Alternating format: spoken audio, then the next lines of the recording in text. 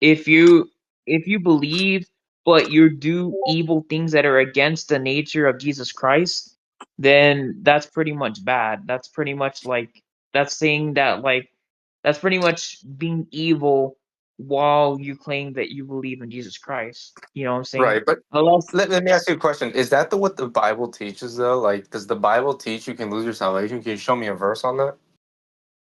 well, I told you I'm learning more about Oh, okay. theology and yeah, Okay, that's so fine. I'm just So let me ask you a question, right? When God spoke to the woman at the well, he told her, if you drink of my water, you will never thirst. Okay. So let's evaluate that, right? When you drink that water, or what does the water represent? What does it represent? It means eternal life, right? Because you never stop thirsting. It's a water that allows you to never thirst, right? And thirsting represents dying. Would you agree with that? okay. Yes, okay, continue. Okay. So if you drink of that water, which represents believing, and then you gain the never thirsting, right, which is never dying, which is eternal life, do you agree that you don't have to drink again of that water, which is aka not believe again? If they already have eternal life, then I suppose. Well, that's a You tough. wouldn't have to That's believe tricky. again.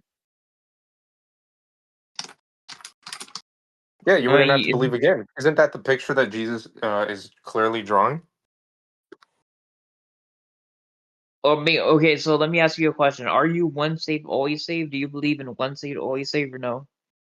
I just believe what the Bible teaches. If the Bible teaches once saved, always saved, then I'll believe it. I don't believe based on feelings. So what do Okay. you? I'm trying to draw a picture here. Let's figure out what the Bible teaches, right? Jesus says to the woman at the well, "If you drink of my water, you will never thirst." And he's talking about eternal life there. Never thirst Yeah, like meaning never die. yeah, like how So would you I'm understand asking, if some guy yeah, how would you understand if some guy came up to you and said, "Eat this chip and you'll never die"? Like how would you understand that from a plain like understanding? oh, you're never hungry. You mean if you eat this chip and you'll Yeah. never hunger? Yeah, yeah. Would you have to eat food again after that? Yes or no? Would you Probably ever not. hunger again? No, probably not. Would you have to eat that chip again to No. sustain your? Yeah, exactly. So, what is the picture Jesus is clearly drawing? He's literally drawing that all you need is one moment of belief, and you don't have to believe again, and you gain what? Eternal life. Isn't that true? Isn't that the picture he's clearly drawing? Mm, I'll I'll think about that more. I'll think about it more. Um, Well, Yeah, I just mean, answer the yeah, I mean, question. there's no I Just mean, you answer the don't have to question. convert today. Is it Like true that just he's drawing that picture? all right. after read the scriptures more, and I'm still learning, and basically, yeah. So, Yo, Dip. yeah. So, what if the clear gospel, as described in the Bible, would say that you're eternally secure? Would that convince you? Um, Like the clear gospel, like when it's talked about in the scriptures, it says this, this, this, and that. Would you be convinced? yeah. It's just right now I'm going through a tough time. Like I suck at reading books, and I'm trying to get good at it. I'm being Yeah, straight but up honest. look. Here's the thing. That's not really a honest response. I'll tell you why.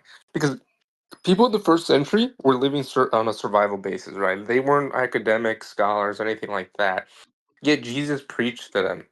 Never did you ever see in the Bible someone tell Jesus when he's preaching, "Hey, man, I've never studied this. I don't really read the Bible, therefore I'm not going to believe you."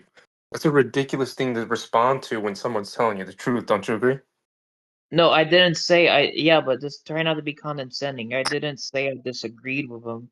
All I said was that I suck at reading books, therefore I don't have a strong theological understanding right now. No, Here, that's not. You here, don't Chip. need to have a strong. The point I'm making here is you don't need to have a strong theological position. All you need to hear is the truth, and if you're convinced by it, then you believe it. That's exactly what Jesus did. People didn't even know he was God when he was preaching to these people in the first century. You have to remember these people are lower IQ than the people in this call by a long shot. These people living day to day survival, not like us. We're not in survival mode. We're literally rich compared to these people. So, do you see what I'm saying here? Like it's a bad faith thing to say, "Oh, I haven't read the Bible, therefore I can't convert on what you're saying." What? Well, there's Like also Jesus. verses that make it like very plainly clear that you can't lose your salvation, like John 10:28. And I give unto them eternal life, and they shall never perish, neither shall any man pluck them out of my hand. So that's any man. That's like that includes you. There's no man that can take you out of the Father's hand. And my Father, which give them me, is greater than all, and no man is able to pluck them out of my Father's hand. So once you receive eternal life, there's quite literally nothing that can take that away. And that verse is just plain. It's just the plain reading. It's plain as day. You don't need to read any more than that to realize what it's saying. It's almost like a standalone. W, exactly. Here, I'll I post actually it. thought he's a Catholic because of the profile picture and like Me the too. username. That caught me Me off too, guard. dude.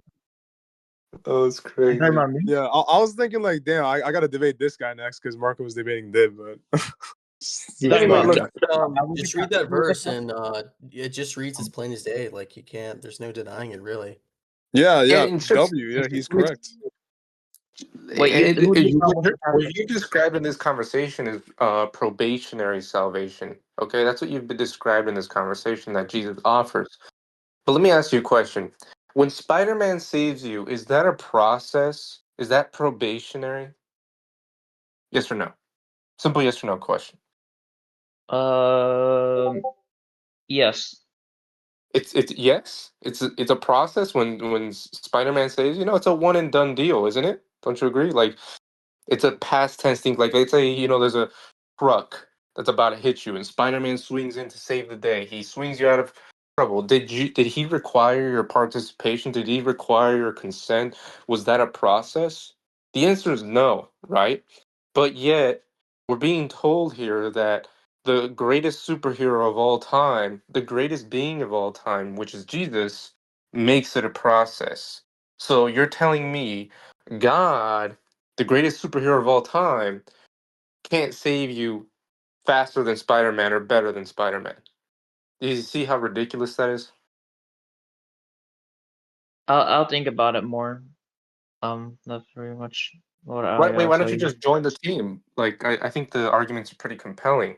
And I mean, like I said, I'm going to bring it back to Jesus. When Jesus spoke to the people in the first century, how many people told him, hey, you're preaching truth here right now. You're making some good arguments, but I'm going to think about it.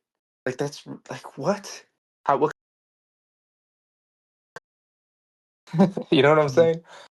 I'm not attacking you here. I'm just telling you like what's wrong going on that's wrong and what the problem is. That's not a an honest response. And Yeah, like for I example, got like another. everyone who believed in Jesus and the Gospels believed him immediately after he preached them, right? Like nobody said like, oh, let me go back and think about it and talk to my, you know.